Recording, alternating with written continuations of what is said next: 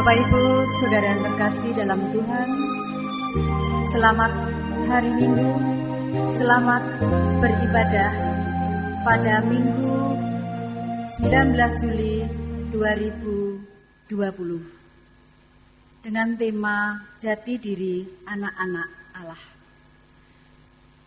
Marilah ibadah pada pagi hari ini, kita bersama-sama bangkit berdiri dengan menyanyikan pujian dari Kidung Jemaat nomor 10, bait 1 dan 3.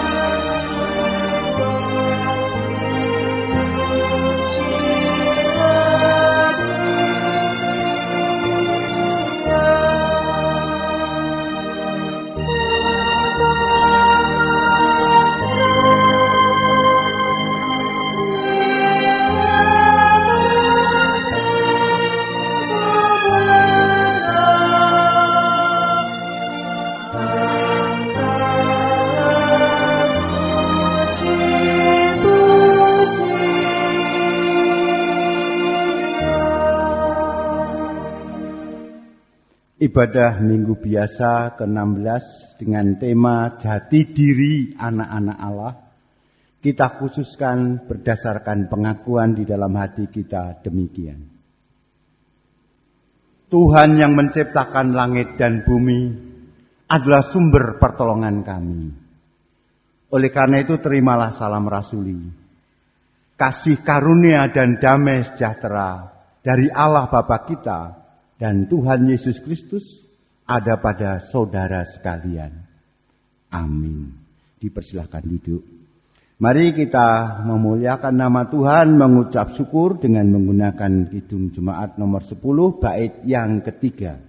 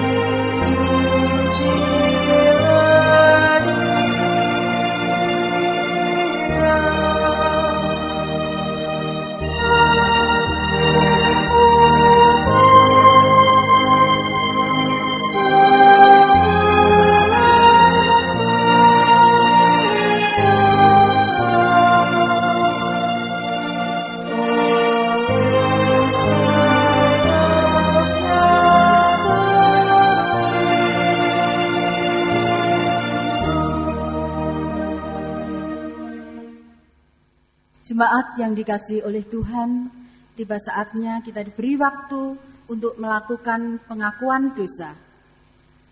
Adapun pengakuan dosa kita dasari dengan pembacaan hukum kasih yang diambil dari Matius 22 ayat 37 sampai 40.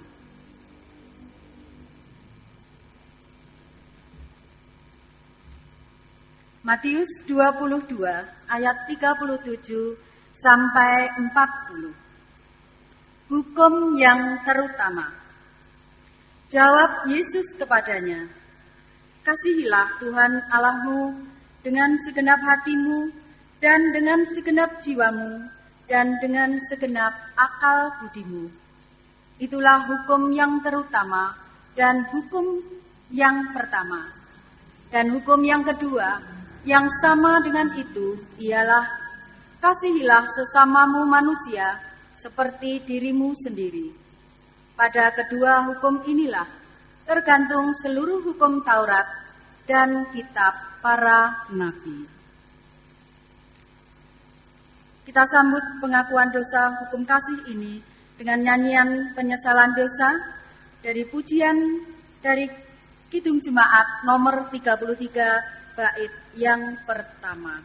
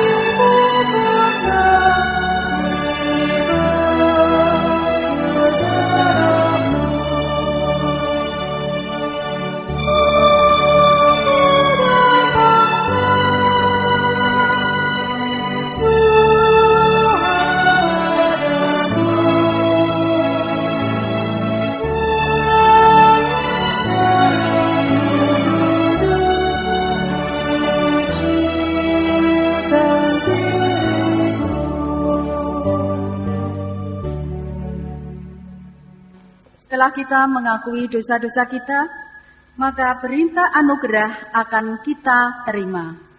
Yang diambil dari kitab Kejadian bab 28 ayat 10 sampai 19a.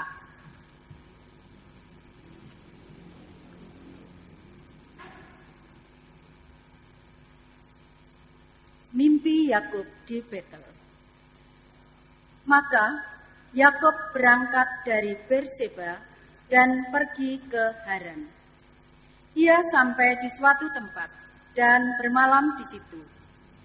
Karena matahari telah terbenam, ia mengambil sebuah batu yang terletak di tempat itu dan dipakainya sebagai alas kepala, lalu membaringkan dirinya di tempat itu. Maka bermimpilah ia. Di bumi ada didirikan sebuah tangga yang ujungnya sampai di langit. Dan tampaklah malaikat-malaikat Allah turun naik di tangga itu. Berdirilah Tuhan di sampingnya dan berfirman, "Akulah Tuhan, Allah Abraham nenekmu dan Allah Iskak. Tanah tempat engkau berbaring ini akan kuberikan kepadamu dan kepada keturunanmu. Keturunanmu akan menjadi seperti debu tanah banyaknya. Dan engkau akan mengembang ke sebelah timur, barat, utara, dan selatan. Dan olehmu serta keturunanmu, semua kaum di muka bumi akan mendapat berkat. Sesungguhnya aku menyertai engkau, dan aku akan melindungi engkau kemanapun engkau pergi. Dan aku akan membawa engkau kembali ke negeri ini, sebab aku tidak akan meninggalkan engkau, melainkan tetap melakukan apa yang kujanjikan kepadamu." Ketika Yakub bangun dari tidurnya, berkatalah ia, "Sesungguhnya Tuhan ada di tempat ini, dan aku tidak mengetahuinya." Ia takut dan berkata, "Alangkah dahsyatnya tempat ini. Ini tidak lain dari rumah Allah. Ini pintu gerbang surga." Keesokan harinya pagi-pagi, Yakub mengambil batu yang dipakainya sebagai alas kepala dan mendirikan itu menjadi tugu dan menuang minyak ke atasnya. Ia menamai tempat itu Betel. Demikian berita anugerah dari Tuhan, dan kita mendapatkan petunjuk hidup baru yang diambil dari Roma bab 8 ayat 12 sampai 25. Roma 8 ayat 12 sampai 25. Jadi, saudara-saudara, kita adalah orang berhutang, tetapi bukan kepada daging, supaya hidup menurut daging. Sebab, jika kamu hidup menurut daging, kamu akan mati. Tetapi jika oleh roh, kamu mematikan perbuatan-perbuatan tubuhmu, kamu akan hidup. Semua orang yang dipimpin roh Allah adalah anak Allah. Sebab kamu tidak menerima roh perbudakan yang membuat kamu menjadi takut lagi. Tetapi kamu telah menerima roh yang menjadikan kamu anak Allah. Oleh roh itu kita berseru, "Ya Aba, ya Bapa." Roh itu bersaksi bersama-sama dengan roh kita bahwa kita adalah anak-anak Allah. Dan jika kita adalah anak, maka kita juga adalah ahli waris. Maksudnya, orang-orang yang berhak menerima janji-janji Allah yang akan menerimanya bersama-sama dengan Kristus.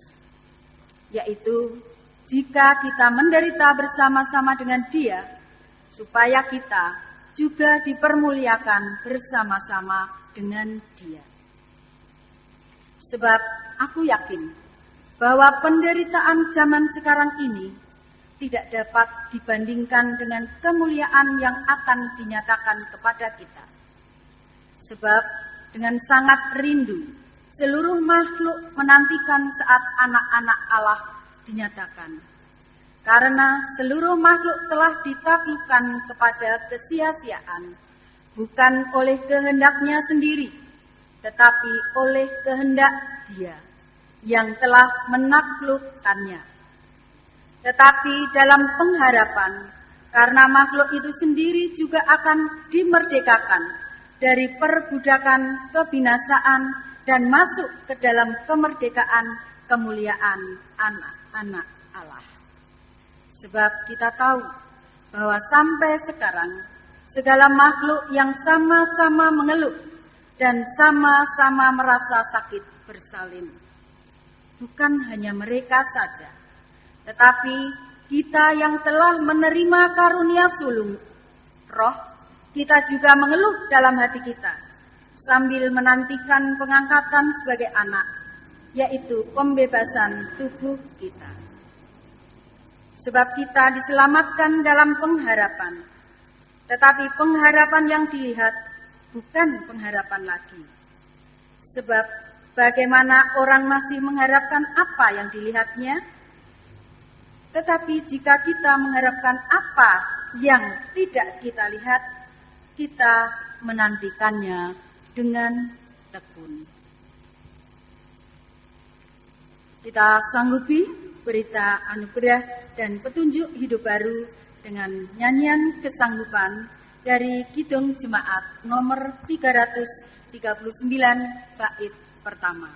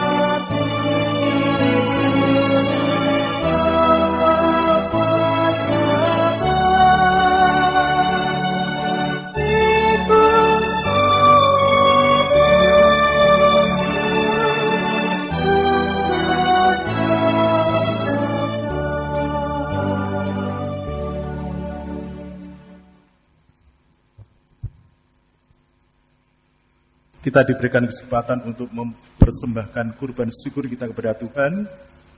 Malah kita mengingat akan firman Tuhan sebagai landasan kita di dalam mengumpulkan persembahan.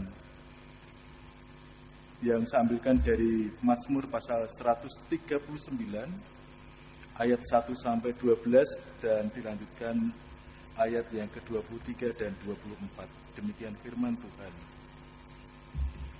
Tuhan, Engkau menyelidiki dan mengenal aku. Engkau mengetahui kalau aku duduk dan berdiri. Engkau mengerti pikiranku dari jauh. Engkau memeriksa aku kalau aku berjalan dan berbaring. Segala jalanku Kau maklumi. Sebab sebelum lidahku mengeluarkan perkataan, sesungguhnya semuanya telah Kau ketahui ya Tuhan. Dari belakang dan dari depan, Engkau mengurung aku, dan Engkau menaruh tangan-Mu ke atasku. Terlalu ajaib bagiku pengetahuan itu. Terlalu tinggi, tidak sanggup aku mencapainya. Kemana aku dapat pergi menjauhi Roh-Mu? Kemana aku dapat lari dari hadapan-Mu? Jika aku mendaki ke langit, Engkau di sana.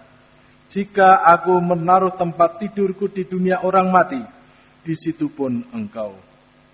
Jika aku terbang dengan sayap fajar dan membuat kediaman di ujung laut, juga di sana tangan-Mu akan menuntun aku, dan tangan kanan-Mu memegang aku. Jika aku berkata, biarlah kegelapan saja melingkupi aku, dan terang sekelilingku menjadi malam, maka kegelapan pun tidak menggelapkan bagimu, dan malam menjadi terang seperti siang, kegelapan sama seperti terang.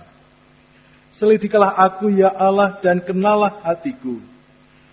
Ujilah aku dan kenalah pikiran-pikiranku. Lihatlah, apakah jalanku serong, dan tuntunlah aku di jalan yang kekal. Sementara kita mempersembahkan bersyukur kepada Tuhan, kita akan memuji nama Tuhan dengan menyanyikan Kidung Jemaat nomor 360. Ulangi 139 ulangi 367 bait yang pertama.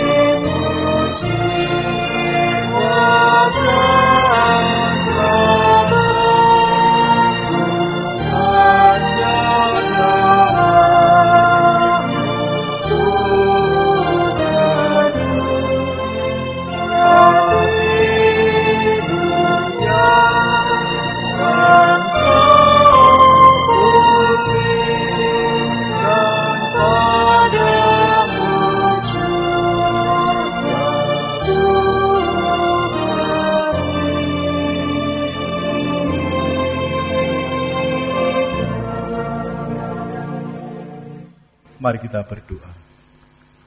Tuhan Allah Bapa kami yang bertahta di dalam kerajaan surga yang mulia, kami ucap syukur Bapa oleh karena Engkau telah melimpahkan berkat kepada kami berlimpah-limpah. Dan pada pagi hari ini kami boleh mempersembahkan kembali, meskipun hanya sebagian kecil yang dapat kami persembahkan, tapi kami percaya bahwa Engkau akan memberkatinya sehingga belum menjadi berkat bagi kelebaran kerajaan-Mu di dunia ini. Pakailah hamba-Mu yang akan mengelola persembahan ini sehingga apa yang dilakukannya sesuai dengan kehendak-Mu. Selanjutnya Bapa, pada pagi ini kami akan mempersiapkan diri untuk mendengarkan firman-Mu yang kudus. Bukalah mata hati setelah pikiran Bapa untuk kami boleh menerima firman-Mu dan akan menjadi berkat bagi kehidupan iman kami. Dan pakailah hamba-Mu Bapak Setia Utomo yang akan mengatakan firman ini, apa yang disampaikannya sesuai dengan kehendak-Mu. Ampunkan dosa setelah Bapa, Doa dan permohonan kami menaikkan di dalam nama kudus Tuhan Yesus Kristus. Amin. Disilakan duduk kembali. Jemaat milik Tuhan Yesus Kristus, pembacaan firman Tuhan terambil dari Injil Matius pasal 13 ayat 24 sampai 30, disambung ayat 36 sampai dengan 43. Injil Matius 13 ayat 24 sampai 30, disambung 36 sampai 43. Yesus membentangkan suatu perumpamaan lain lagi kepada mereka. Katanya, hal kerajaan surga itu seumpama orang yang menaburkan benih yang baik di ladangnya. Tetapi pada waktu semua orang tidur, datanglah musuhnya menaburkan benih lalang di antara gandum itu, lalu pergi. Ketika gandum itu tumbuh dan mulai berbulir, nampak jugalah lalang itu. Maka datanglah hamba-hamba tuan ladang itu kepadanya dan berkata, "Tuan, bukankah benih baik yang Tuan taburkan di ladang Tuan? Dari manakah lalang itu?" Jawab tuan itu, "Seorang musuh yang melakukannya." Lalu berkatalah hamba-hamba itu kepadanya, "Jadi maukah Tuan supaya kami pergi mencabut lalang itu?" Tetapi ia berkata, "Jangan, sebab mungkin gandum itu ikut tercabut pada waktu kamu mencabut lalang itu. Biarkanlah keduanya tumbuh bersama sampai waktu menuai. Pada waktu itu aku akan berkata kepada para penuai, kumpulkanlah dahulu lalang itu dan ikatlah berkas-berkas untuk dibakar. Kemudian kumpulkan gandum itu ke dalam lumbungku." Maka Yesus pun meninggalkan orang banyak itu lalu pulang. Murid-muridnya datang dan berkata kepadanya, "Jelaskanlah kepada kami perumpamaan tentang lalang di ladang itu." Ia menjawab katanya, "Orang yang menaburkan benih baik ialah anak manusia. Ladang ialah dunia. Benih yang baik itu anak-anak kerajaan, dan lalang anak-anak si jahat. Musuh yang menaburkan benih lalang ialah iblis. Waktu menuai ialah akhir zaman, dan para penuai itu malaikat. Maka seperti lalang itu dikumpulkan dan dibakar dalam api, demikian juga pada akhir zaman. Anak manusia akan menyuruh malaikat-malaikatnya, dan mereka akan mengumpulkan segala sesuatu yang menyesatkan dan semua orang yang melakukan kejahatan dari dalam kerajaannya. Semuanya akan dicampakkan ke dalam dapur api. Di sanalah akan terdapat ratapan dan kertakan gigi. Pada waktu itulah orang-orang benar akan bercahaya seperti matahari dalam kerajaan Bapa mereka. Siapa bertelinga, hendaklah ia mendengar. Yang berbahagia ialah mereka yang mendengar firman Tuhan dan yang memeliharanya. Haleluya. Amin. Bapak Ibu yang terkasih, tema yang disodorkan kepada kita adalah jati diri anak-anak Allah. Sebelum kita menggumuli tentang jati diri anak-anak Allah, Bapak Ibu, ini ada satu pertanyaan yang kita rasakan semua. Bagaimana kita bisa menemukan kehadiran Allah di masa pandemi ini? Allah hadir lewat apa dan siapa saja di tengah-tengah pandemi ini? Nah, ini saya pikir pertanyaan yang penting untuk kita ketahui supaya jati diri kita sebagai anak-anak Allah sungguh bisa kita ekspresikan. Nah, Bapak Ibu, kalau kita lihat bacaan hari ini, keempat bacaan hari ini menyatakan imanensi Allah. Kita mengenal kata imanensi, transendensi, Immanuel. Artinya yang disebut dengan imanensi adalah bacaan-bacaan kita tadi itu mengungkap tentang kemahahadiran Allah. Bahkan salah satunya Allah juga bisa hadir di tempat yang kita anggap paling tidak suci.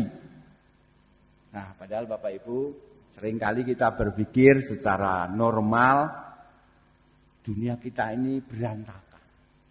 Dunia ini jauh dari sentuhan ilahi. Dunia ini penuh kejahatan. Gak mungkin Allah menenun dan berkarya di tengah-tengah dunia ini. Lah, Bapak Ibu, memang dibutuhkan kemampuan, dibutuhkan kepekaan untuk bisa melihat kehadiran Allah di tengah-tengah situasi kita. Nah, Bapak Ibu, paling tidak dalam bacaan-bacaan kita bisa menemukan Allah bisa hadir kepada kita lewat mimpi seperti Yakub tadi. Mimpi bisa berarti mimpi yang sesungguhnya, mimpi bisa berarti perspektif, vision, harapan, idealisme ke depan. Allah bisa hadir lewat itu. Mimpi juga bisa hadir lewat kedalaman pengalaman kita. Ketika kita merenungkan pengalaman-pengalaman hidup dan kita mendapatkan inspirasi, di situ kita rasakan Allah hadir juga. Bahkan secara negatif, Allah bisa hadir dalam situasi-situasi yang kita anggap jahat. Dalam situasi-situasi yang kita anggap negatif. Situasi kegelapan itu tadi dalam Mazmur diungkapkan, terang Allah tidak akan tertutup oleh kegelapan hidup kita. Allah juga bisa hadir, Allah juga bisa imanensi di tengah-tengah situasi yang ambigu. Ketika yang baik dan yang jahat, ketika yang benar dan yang salah itu bercampur. Allah juga bisa hadir di tengah-tengah itu. Artinya Allah bisa hadir di antara bercampurnya yang positif dan negatif. Dan yang terutama adalah, kalau kita bicara tentang jati diri, Allah hadir lewat kita sebagai anak-anak kerajaan. Allah hadir lewat kita sebagai gandum yang tumbuh dari benih yang ditaburkan oleh anak manusia, yaitu Yesus Kristus. Jadi Bapak Ibu, semua yang ada dalam keempat bacaan leksionari kita berbicara tentang itu semua. Mari kita perdalam agak sedikit. Kita sedikit perdalam. Di kitab Kejadian, di situ bercerita tentang Yakub bermimpi di tempat yang namanya Betel. Bapak Ibu, kita tahu Yakub sebenarnya Yakub tidak layak untuk menerima penampakan itu. Di sana ada tangga yang dibuat di tempat Yakub tidur dan ke surga, dan Yakub melihat malaikat itu naik turun. Jadi melalui mimpi ini Tuhan tidak terjebak di surga dan tidak bisa iman, tidak. Keilahian, kehadiran Allah itu bahkan di tempat di mana Yakub tidur. Jadi Tuhan tidak hanya di surga, tapi juga Tuhan bisa di tempat di mana Yakub tidur. Dan akhirnya Yakub menamai tempat itu Betel. Lalu Tuhan menjanjikan tempat ia tidur itu nanti akan dijanjikan, diberikan kepada Yakub. Jadi sekali lagi Bapak Ibu, kalau kita lihat cerita Yakub sebenarnya tidak memiliki syarat secara moral untuk bisa mengalami pengalaman mistis tersebut. Ini kan pengalaman rohani yang tinggi, di mana dia bisa melihat kehadiran Allah lewat tangga ke surga. Jadi dari sini kita bisa melihat ternyata inspirasi dari Allah itu bisa hadir tanpa persiapan. Kisahnya sama seperti kisah Nabi Yesaya. Ketika Yesaya melihat penampakan, tiba-tiba kehadiran Allah melingkupi bait Allah. Lalu ada suara dari malaikat, kudus, kudus, kudus. Kita ingat kisah Yesaya. Bapak Ibu, dari kejadian ini kita bisa melihat kehadiran Allah bahkan di tengah-tengah Yakub yang kita anggap tidak layak secara moral. Karena di khotbah minggu kemarin kita bicara sop kacang merah. Bicara tentang ketidakjujuran dari Yakub. Sementara itu Bapak Ibu di Mazmur 139 lagi-lagi secara gamblang Allah dinyatakan oleh pemazmur. Allah hadir di mana-mana. Ini mungkin agak dekat dengan pandangan panteisme. Allah hadir di mana-mana. Kita lihat di ayat 7. Kemana aku dapat pergi menjauhi rohmu? Kemana aku dapat lari dari hadapanmu? Jadi sebenarnya mustahil kalau orang dikatakan melarikan diri dari Allah. Tidak mampu. Kita menganggap diri kita sudah lari dari Tuhan, tapi sesungguhnya kita sedang lari mendekat. Dikatakan tadi, baik di ketinggian maupun di kedalaman, Allah hadir. Jadi Mazmur 139 ini merupakan nyanyian pujian, nyanyian syukur akan kemahahadiran Allah. Dan dikatakan dalam Mazmur tadi, syarat untuk bisa menikmati kemahadiran Allah adalah adanya pengakuan Allah itu hadir di mana-mana. Jadi Bapak Ibu, dari dua kitab Perjanjian Lama, dari mimpi Yakub di Betel, dari pengakuan pemazmur 139 tadi, dua-duanya berbicara tentang kemahahadiran Allah. Dan itu lagi-lagi karena karunia, karena rahmat Allah. Yakub tidak layak menikmati itu, tapi dilayakkan. Pemazmur tadi yang mengatakan lari, tapi bisa menikmati kemahadiran Allah. Jadi penekanannya adalah soal karunia, soal rahmat, soal izin Allah. Sehingga kita perlu bersyukur dari kisah dua bacaan tadi. Nah sekarang kita masuk dalam bacaan Roma Bapak Ibu. Ini juga lagi-lagi ini soal kemahahadiran ilahi. Jadi Tuhan berbicara kepada kita, mengilhami kita, bahkan menyatakan kepada kita ini anak-anak kerajaan. Jadi diri kita yang asli adalah anak-anak kerajaan. Kita ini adalah gandum, anak-anak gandum yang lahir dari benih yang ditanamkan oleh Sang Kristus. Tetapi dalam Roma pasal 8 tidak hanya dinyatakan jati diri kita sebagai anak-anak Allah. Tuhan juga berbicara kepada kita melalui segenap ciptaan. Melalui setiap makhluk hidup. Dikatakan tadi, semua makhluk hidup itu mengharap satu hal. Memiliki pengharapan yang sama dengan anak-anak gandum. Memiliki satu pengharapan dengan anak-anak kerajaan. Apa? Yaitu diungkapkannya, diwujudkannya jati diri kita yang asli sebagai anak-anak kerajaan. Artinya apa? Segenap ciptaan mengharapkan segera terjadi transformasi, terjadi pengubahan dan pemulihan. Segenap ciptaan itu memiliki harapan yang sama dengan pengharapan kita. Hadirnya Shalom Allah di bumi, ketika kemah Allah hadir di bumi secara utuh. Ditambah lagi Bapak Ibu, kenyataan kita ini mahkota ciptaan. Kita juga diilhami dengan roh.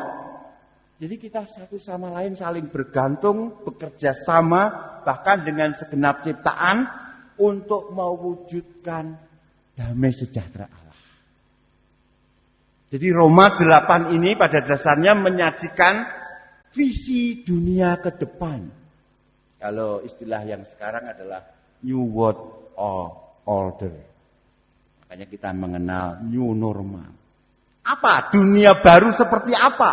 Yaitu dunia baru di mana di situ anak-anak kerajaan harus menyingkapkan jati dirinya. Ikut mentransformasi diri dan mentransformasi alam. Seperti kerinduan makhluk. Adanya penyembuhan, adanya pemulihan, adanya transformasi. Nah, jadi Bapak Ibu, inilah bacaan Roma pasal 8 tadi. Dan itu ditegaskan dalam perumpamaan Yesus dalam Injil Matius. Untuk terjadinya transformasi perlu pertumbuhan. Jadi kalau kita bicara tentang gandum dan ilalang, jangan berpikir di sini ada pemisahan antara, jangan hanya berpikir, oh orang benar, orang jahat, percaya pada Tuhan, belum percaya atau tidak percaya. Tidak. Kita jangan berhenti dalam pengkotakan seperti itu. Gandum dan lalang itu juga bisa menjadi bahan kebenaran yang mengungkap siapa kita. Artinya apa? Di dalam diri kita juga sebagai anak-anak kerajaan bisa jadi terdapat gandum dan ilalang. Ada benih gandum dan benih lalang. Bisa jadi dalam diri kita satu sisi memunculkan kebenaran, tapi juga dalam suatu saat tertentu memunculkan ketidakbenaran. Jadi jangan hanya outward looking, tapi inward looking juga. Lihatlah dalam diri kita juga. Oleh karena itu kita perlu waspada. Bahwasanya sebagai anak-anak kerajaan kita juga seringkali mengeluh sama seperti ciptaan yang lain. Karena faktanya kita mengalami kemenduaan. Roh kita penurut, tapi daging itu lemah. Kita sering menuruti keinginan daging. Benar, kita sudah dikuduskan, kita kudus. Tapi dalam waktu-waktu tertentu kita juga adalah orang-orang yang berdosa. Dan itulah Bapak Ibu postur spiritual yang kita miliki. Oleh karena itu lagi-lagi sama seperti Yakub, sama seperti pemazmur, kita bergantung pada rahmat Allah. Sebab kalau kita tidak bergantung pada rahmat Allah, kita seperti hamba-hamba tuan tanah tadi. Kita ingin menghancurkan lalang. Padahal sikap ekstrim kita ingin menghancurkan lalang, bisa jadi gandum ikut terhancurkan, ikut tercerabut, ikut tercabut dan mati.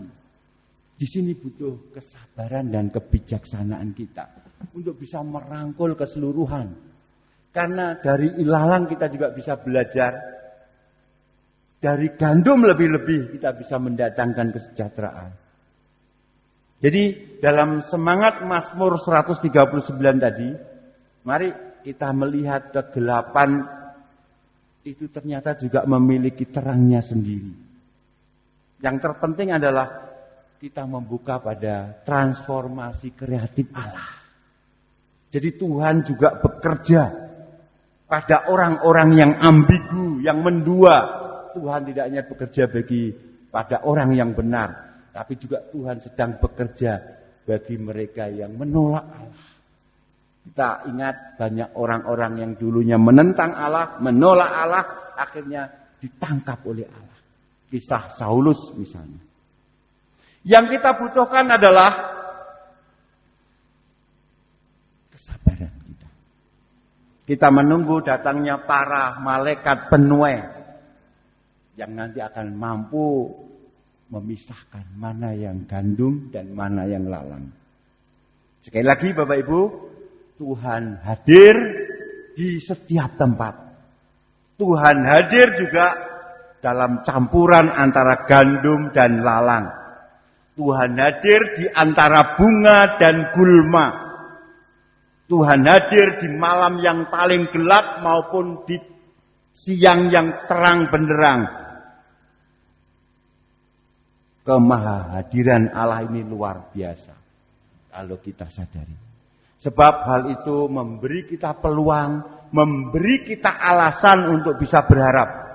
Saya bisa berubah, saya bisa diubah, saya masih punya harapan, saya bisa mengubah perilaku saya bisa memulai hidup baru. Inilah satu kekuatan transformasi dari kemahadiran Allah. Dan itu jati diri yang kita miliki. Amin. Saat teduh untuk kita.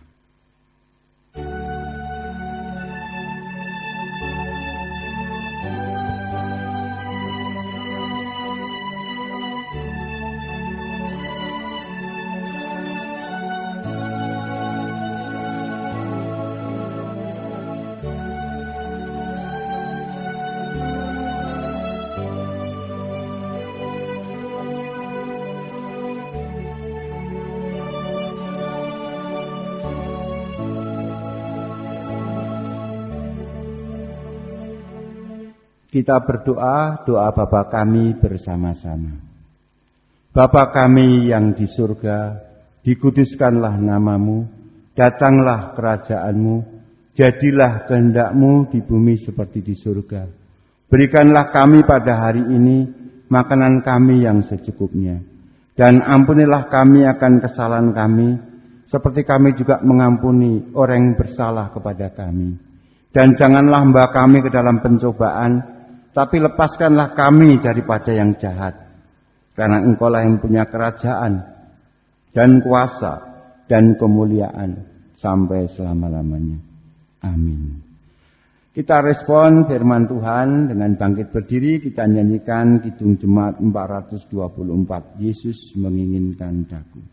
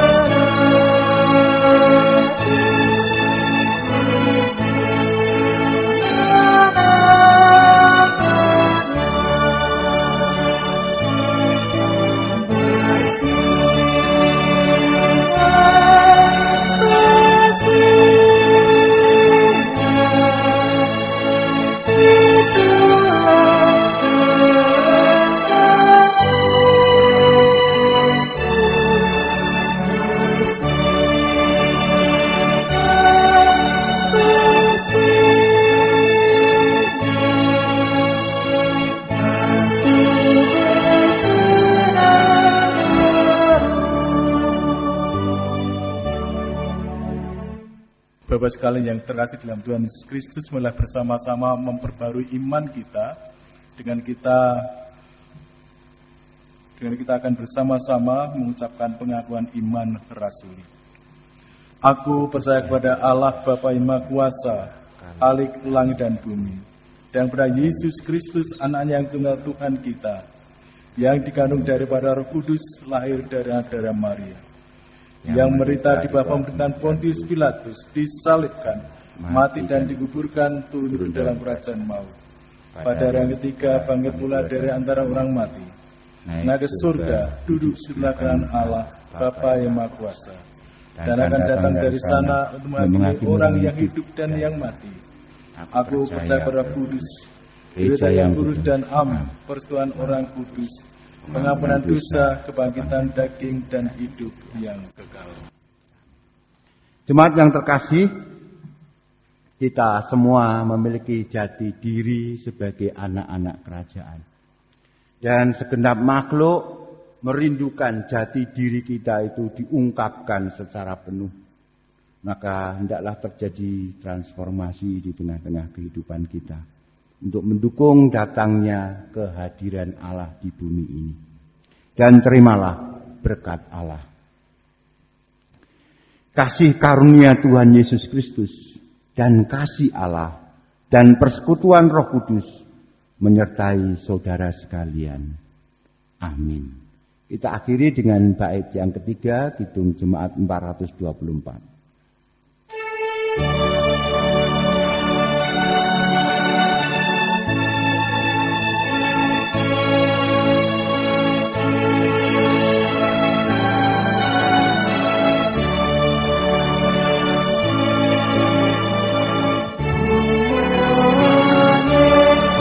Yesus menolong,